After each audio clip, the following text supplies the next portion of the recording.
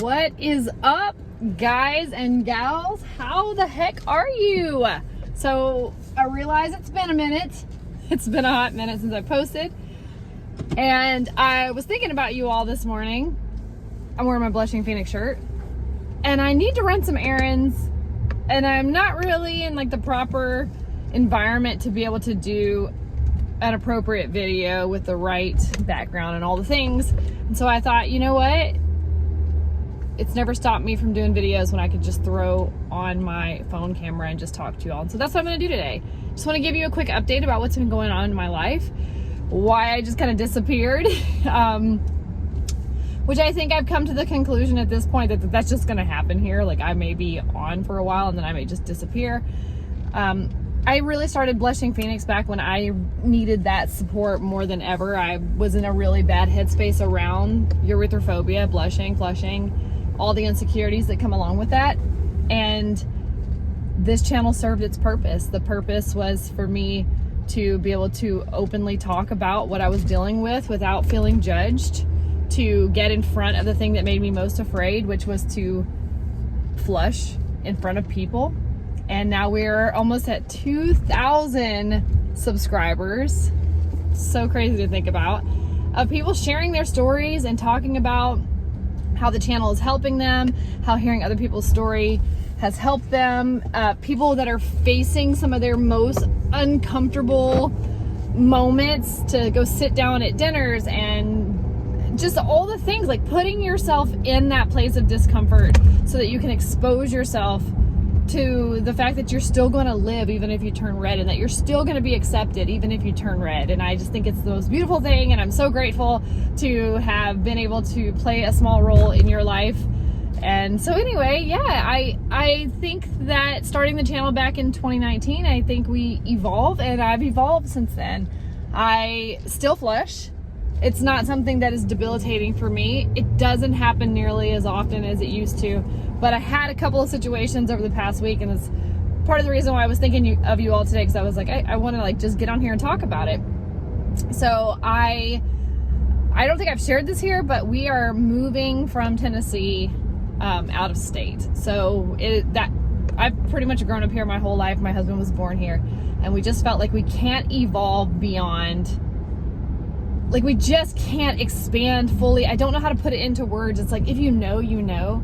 But we just can't fully evolve in this land because it's the land that we grew up in. And my parents moved us here from Oklahoma because they were like, my dad specifically was like, there's nothing here in this land, and for there to be new opportunity, we got to get out of this space.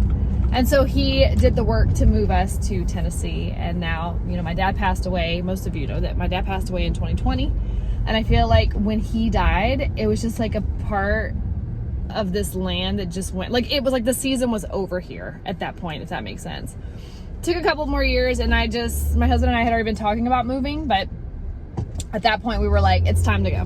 Like, it's time to go. And so we started taking the steps early this year, back in January, to start that move, and here we are. So we haven't left Tennessee yet, but we will be leaving at the end of May, and we will start our new adventure in another state. So that's where I've been really tied up between work and kids, family, trying to keep some sort of handle on my health and physical activity, and trying to move a family of 5. So that has been a lot, but you know what? It's been challenging in its own way, but we've learned a lot, and it's been exciting. So we closed on our house in South Carolina. We're moving to South Carolina. We closed on our house there last Thursday, and it was like a long day. We had been traveling from Tennessee to South Carolina, which is like a 6-hour drive or so.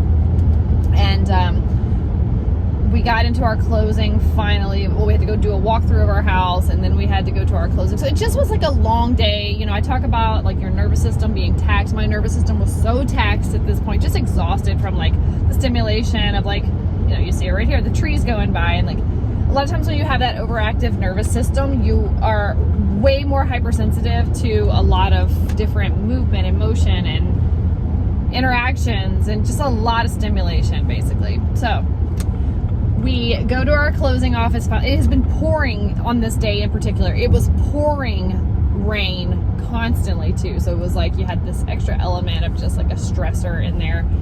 And we were in the closing office. They shut the door. And, you know, there's like windows and the door's like a glass door, but they shut the door for privacy reasons. But as soon as I'm in like an official situation and you shut the door, I just get like, I just feel trapped. And so I could feel my nervous system doing its thing. Like, I'm tired, I'm exhausted. We're going to go over all these like legal documents at this point, and the door is shut. And it's probably going to start getting hot in here, and these like super fluorescent lights were above us. And probably halfway through the closing, I just started feeling like the prickles on my chest and my neck, and I wasn't too worried about it. I was just like, this is typical. Of course, this is the prime environment to make this happen. But I actually don't think I started flushing until we were done with the paperwork, and then at that point our realtor and lender were still in the room, and they were waiting for something to, I don't know, approve everything, to make sure the lender was good with everything on their end or whatever they were doing. And it took forever. Like, it just felt like they were taking forever. We were all in this room, my husband, me, the realtor, and the lender, and we were like having a small talk fest.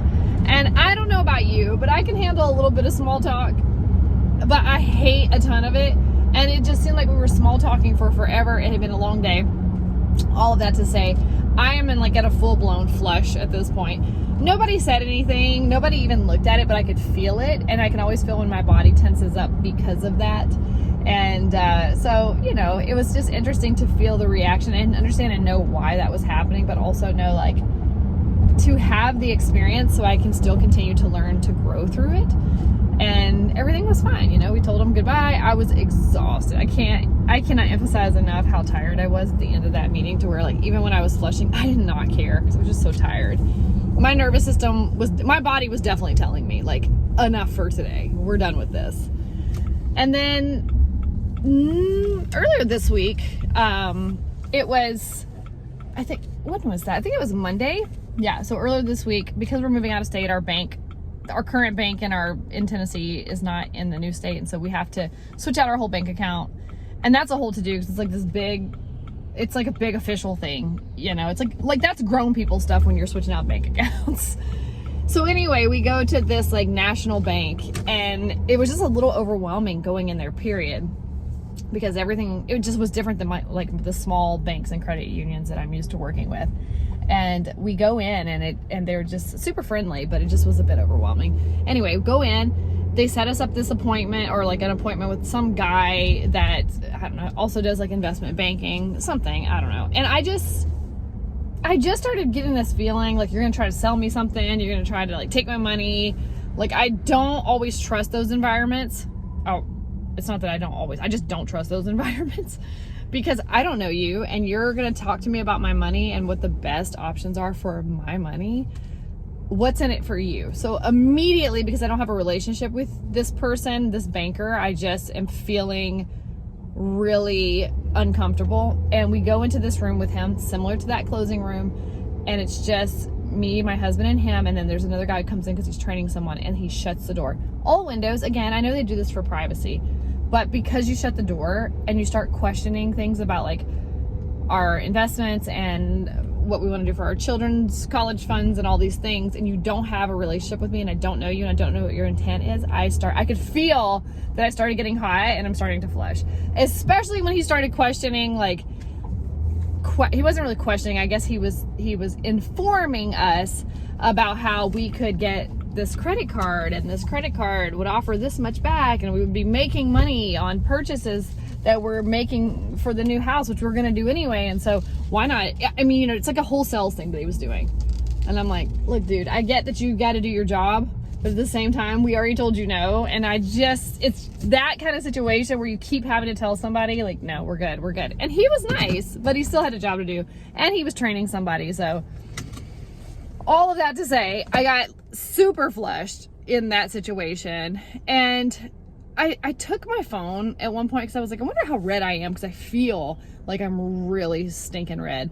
And so I took my phone and I just flipped it around and like in the camera, you know, and looked, and I was super flushed.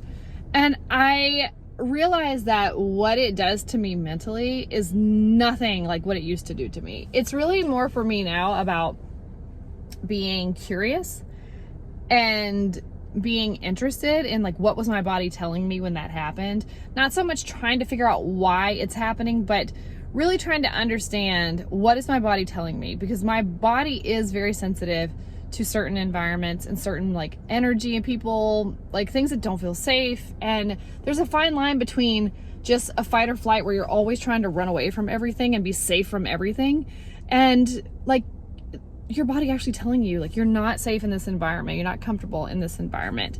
And so in that situation at the bank, I still needed to set up a bank account, but all I was looking to do was set up 2 checking accounts and a savings account. And it became this situation where now this person's talking to me about all these other options and ways to invest my money. And that's cool, but getting him back on track to say, no, it's manipulative, you know, like they're trying to manipulate you to get something out of it. And so having to have this little bit of a wrestling match in that in a very professional way is not an environment where I feel safe and comfortable. And when I really think about it, I'm like, you know, at the end of the day, all you got to do is say no to people. And I don't like to be rude. It's just not my natural style unless you're doing something really shitty to me. I'm not just going to come off and be like, no, give me my 2 checking accounts and a savings account. Like I want to have good dialogue with you, and I understand your profession, but it's more of just like I still care about being kind to people.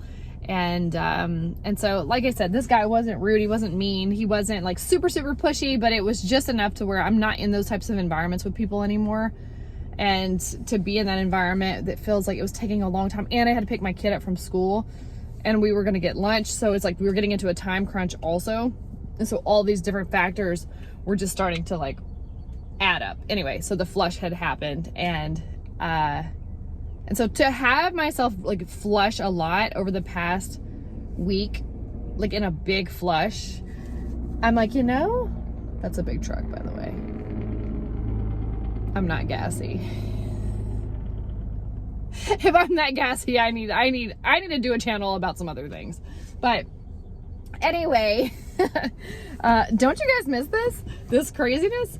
But I just wanted to get on here and tell you about life, what's happening. Things are going well. Things are a bit overwhelming, but in a good way. And your girl still flushes. I'm still, it's going to be interesting because I'm moving to the state where my company is. And I do plan to be in person with them from time to time. I know that I've talked a lot before about how healing it's been just to be in a remote environment and not have my nervous system so taxed by being in an office. And I really trust the place that I work. I'm excited about the future there. And but I am curious to see what's going to happen when I get in person with them more often. It won't be all the time. It's still remote. It's still by choice. But I just think mentally it's good for me to continue to be with people. And I think it's good for me too to push through that discomfort of turning red and getting in more situations and environments with people who I know are trustworthy, and just let them see it happen. And I think honestly that's the key to overcoming the redness, and to hopefully one day get to a place where it just stops altogether. But a long time ago I let that go to where my focus wasn't on making it stop. It was on let me keep living my life regardless. And if I have to have conversations, if I have to inform people, I've gotten so much more comfortable and having conversations with people, even when I'm not flushing, but just talking about certain things with nervous system and feeling unsafe and overactive nervous system and the fight or flight reaction, and sharing with them, like, you know, for example, myself, I will turn super flushed and this is what happens. And I'm telling them about it, even though it's not happening in the moment, just informing them. And a lot of times they're like, wow, that's really interesting. I didn't even know that was a thing. And it's something about giving power back to myself by being able to talk about it and not hide from it. So I will keep you posted as I can and as I drop in here from time to time. I have a couple of videos as well that I did a few months ago, and I'm really excited for you to see those. Those are interviews that I did. One was with my brother, and one was with somebody that you probably have seen on YouTube in regards to urethrophobia. She has some really popular videos out there in regards to urethrophobia, and I have those. I just need to do just a light edit on those and clean those up and get them uploaded, and I will do that because when people take the time to do interviews with me, it's a big deal that I honor the work and the time and the energy that we had together. And I think it's really beneficial to you. I know it's always helpful to me, so I want to make sure that you guys do get that content. I have it. I will get it up. It's just something to look forward to. And yeah, you guys have probably seen also that I had an interview with Dr. Madeline DeHawk. She is the one who did the TEDx talk about how she overcame her blushing. And fortunately, she started a pilot group that is a group coaching to help people with blushing erythrophobia. I am a part of that group, was a part of that group, and unfortunately I was only able to get through one session because just so much started happening with the move. But from that one session, oh my gosh, you guys, oh my gosh, I hope that the rest of the sessions went really well, because she is a fantastic coach and mentor and guide, and so empathetic, so kind. And I loved her approach from the first session that I joined, which was, it's not about really even trying to understand why this is happening. It's about like moving through it and like, how are we going to live regardless? And I just think that one session was so freaking awesome that I can't even imagine how great the other ones were. And so anyway, if you hear anything about her actually launching that coaching course, or she does another tester on it, or whatever the case may be, go follow her on LinkedIn or any other social media outlet that she's on. I know she's on LinkedIn. I don't know about her other social medias, but definitely check that out, because I think that is going to literally save so many lives, just that work that she's doing in this space. So anyway, I think I have chatted you up enough for now, and I know I can't see your individual faces, but I know I'm talking to you on the other side of the screen, and I just want to say it's so good to see you. I hope that you're doing well. I hope that you are just like giving yourself a break, and I'll talk to you soon, okay? Bye.